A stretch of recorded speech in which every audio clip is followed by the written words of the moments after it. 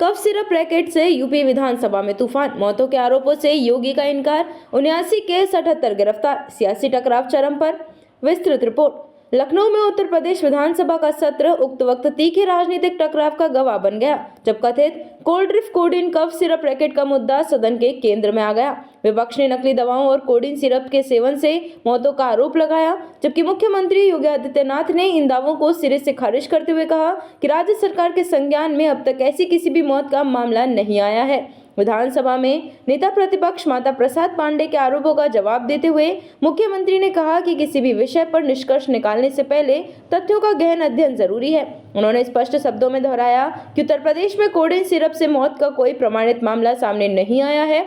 मुख्यमंत्री योगी ने इस प्रकरण की पृष्ठभूमि रखते हुए कहा कि कोडीन सिरप का निर्माण उत्तर प्रदेश में नहीं होता। उन्होंने बताया कि इसका उत्पादन हिमाचल प्रदेश और मध्य प्रदेश जैसे राज्यों में होता है, जबकि यूपी में केवल भंडारण और थोक आपूर्ति का नेटवर्क मौजूद है। योगी ने यह भी कहा कि जिन मौतों का हवाला दिया जा रहा है वे अन्य राज्यों से जुड़ी थी और तमिलनाडु में निर्मित एक सिरप से संबंधित थी। योगी ने 2016 का हवाला देते हुए आरोप लगाया कि समाजवादी पार्टी सरकार के दौरान सिरप के बड़े थोक विक्रेता विभोर राणा को लाइसेंस जारी किया गया था। मुख्यमंत्री के मुताबिक मौजूदा मामला मिलावट का नहीं बल्कि अवैध रूप से माल की हेराफेरी और प्रतिबंधित क्षेत्रों में सप्लाई का है। उन्होंने कहा कि सहारनपुर, गाजियाबाद, वाराणसी, लखनऊ और कानपुर सहित कई जिलों के थोक व्यापारी सिरप को उन राज्यों और देशों में भेज रहे थे जहां इस पर प्रतिबंध है, जिससे इसके दुरुपयोग की आशंका बढ़ी। सरकार कार्यवाही का ब्यौरा देते हुए मुख्यमंत्री ने सदन को बताया कि अब तक 79 आपराधिक मामले दर्ज किए गए हैं, 225 लोगों को नामजद किया गया है, 78 आरोपियों को गिरफ्तार किया जा चुका है और 134 फर्मों पर छापेमारी की गई है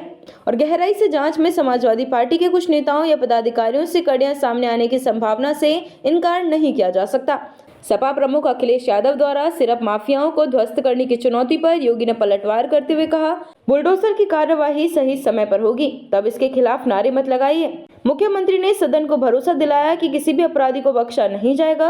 राजनीतिक बयानबाजी उस समय और तीखी हो गई जब मुख्यमंत्री ने लोकसभा में विपक्ष के नेता राहुल गांधी और अखिलेश यादव का जिक्र करते हुए तंज कसा कि देश में ऐसे दो उदाहरण हैं, एक दिल्ली में और दूसरा लखनऊ में, जहां चर्चा होते ही नेता देश छोड़कर चले जाते हैं। इस पर सपा विधायकों ने कड़ा विरोध दर्ज कराया। विधानसभा अध्यक्ष सतीश महाना ने हस्तक्षेप करते हुए स्पष्ट किया कि मुख्यमंत्री ने किसी का नाम नहीं लिया है और तथ्यों को गलत ढंग से पेश न करने की नसीहत दी। उन्होंने सैकड़ों मौतों का दावा करने वालों से ठोस नाम और प्रमाण बताने की चुनौती भी दी। लगातार हंगामे के बीच समाजवादी पार्टी ने वॉकआउट कर दिया। इसके बाद अखिलेश यादव ने एक्स पर प्रतिक्रिया देते हुए लिखा, स्वयं स्वीकारोक्ति, किसी ने भी दिल्ली लखनऊ विवाद को इस स्तर तक पहुंचने की उम्मीद नहीं की थी। संवैधानिक पदों पर आसीन लोगों को मर्यादा की सीमा पार नहीं करनी चाहिए। भाजपा सदस्यों को पार्टी के आंतरिक विवादों को सार्वजनिक नहीं करना चाहिए। उनके ट्वीट में योगी के 2 नामों वाले कटाक्ष को कथित मोदी योगी विवाद से भी जोड़ा गया। पृष्ठभूमि और कानूनी संदर्भ। कोडीन युक्त कफ सिरप एनडीपीएस अधिनियम और ड्रग्स एवं कॉस्मेटिक्स एक्ट के तहत नियंत्रित दवाओं की श्रेणी में आता है। वैध चिकित्सकीय उपयोग के अलावा इसका अवैध परिवहन, भंडारण और बिक्री दंडनीय अपराध है। राज्यों के बीच सप्लाई चेन, थोक लाइसेंसिंग और प्रतिबंधित क्षेत्रों में भेजे जाने जैसे मामले में राज्य औषधि नियंत्रण विभाग और एसटीएफ की संयुक्त कार्यवाही अहम मानी जाती है।